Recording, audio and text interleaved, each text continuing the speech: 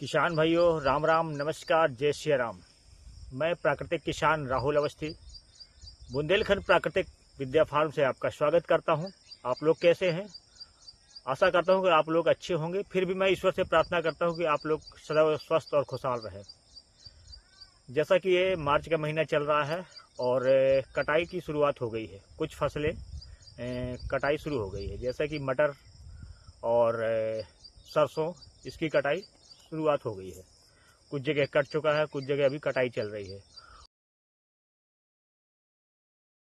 और अभी जैसे अभी हमारे बुंदेलखंड में है, चना हो गया, आपका गेहूं हो गया, तो अभी थोड़ा सा लेट है। अभी हफ्ते 10 दिन या 15 दिन के बाद इसकी कटाई शुरू होगी।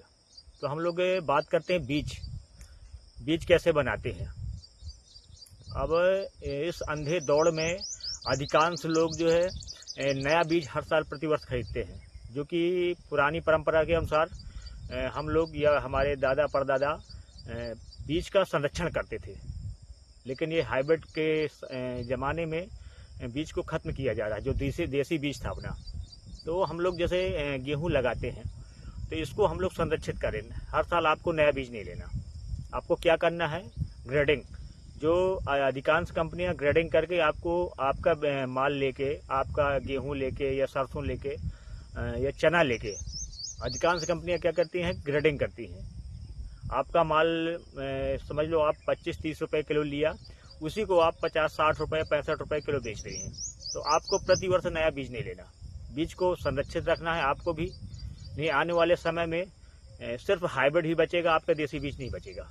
तो हमें क्या करना है? जैसे हमारा ये गेहूं लगा हुआ है, तो गेहूं को हमें ग्रेडिंग कैसे करना? आपके पास छन्ना होगा, तो हमें क्या है कि छन्ने की सहायता से जो बड़ा बड़ा दाना होगा उसको आपको निकाल लेना है अलग। जो उसके नीचे छोटा छोटा दाना निकलता है, उसको आप काम में ले आएंगे खाने के उपयोग में।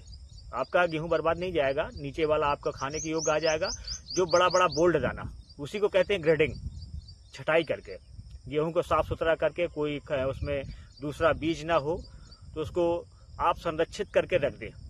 संरक्षित करने के लिए आप नीम की निबोली हो गई, नीम की पत्ती हो गई, प्याज हो गया, लहसुन हो गया, ये चीज रखे आप संरक्षित रख सकते हैं।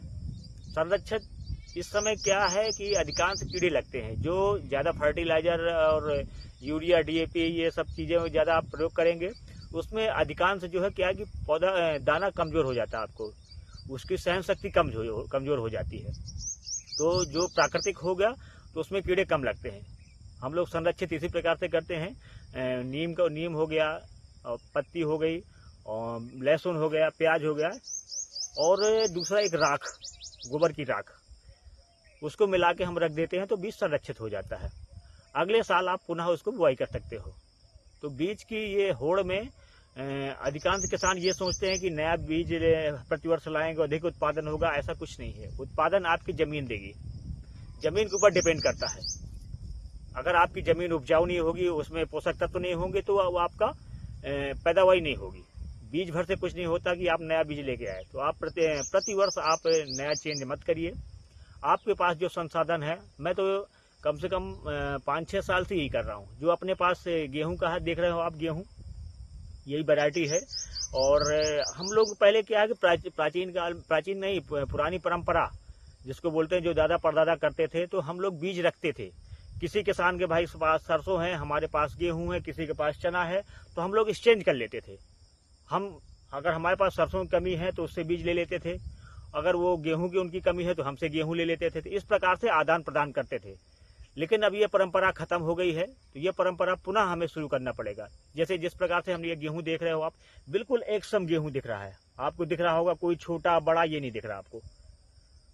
तो ये पद्धति आपको बनाए रखना है। और कई किसानों को हमने ये गेहूं का बीज दिया भी है।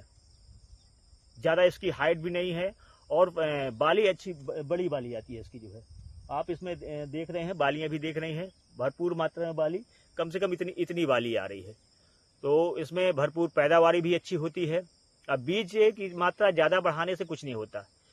20 से 25, ज्यादा अगर लेट हो रहे हो तो थोड़ा सा 25 किलो कर सकते हैं, लेकिन 25 किलो के अंदर रखिए, 20 से 22 किलो के अंदर रखिए, आपकी पूरी पर्याप्त। ये थोड़ा सा लेट बोनी हुई थी, तो इसमें हमने 25 केजी प्रति बीघे के हिसाब से डाला था।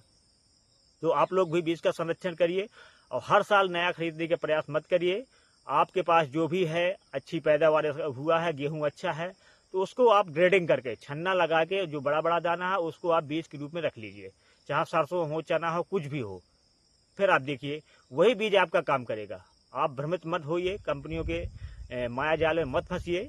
आप लोग स्वतः एक दूसरे का आदान प्रदान कर दिए। जैसे मैंने इस साल कई किसानों को गेहूं दिया है, जैसा मेरा गेहूं दिख रहा है वैसे ही किसानों का गेहूं दिख रहा है। इसको सिर्फ आपको ग्रेडिंग करके रखना है।